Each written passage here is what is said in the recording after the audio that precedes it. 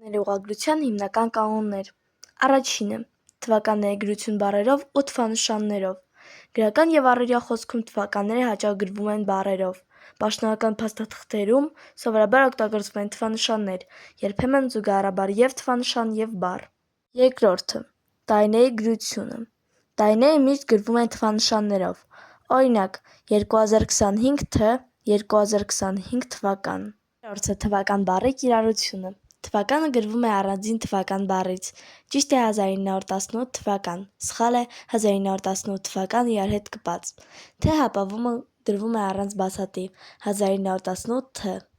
Չորրորդը՝ տեքստի կառուցվածք։ Եթե թվականը դրվում է նախադասության սկզբում, այն հաճախ գրվում է բառերով։ Օրինակ՝ 1918 թվականին Հայաստանի առաջին հանրապետությունը հռչակվեց։ Հինգերորդը՝ դարերի գրությունը։ Դարերը գրվում են մեծատառով և բառերով։ 21-րդ դար, ոչ թե 21 րդ դար գրական լեզվում։ Թվանշաններով գրվելիս դրվում է հերթականության ցուցիչ՝ 21 րդ դար։ Վեցերորդը՝ օրերի և ամիսների գրությունը։ Ամիսների և օրերի հետ թվերը գրվում են թվանշաններով։ Օրինակ՝ 2025 թվականի հոկտեմբերի 2-ին։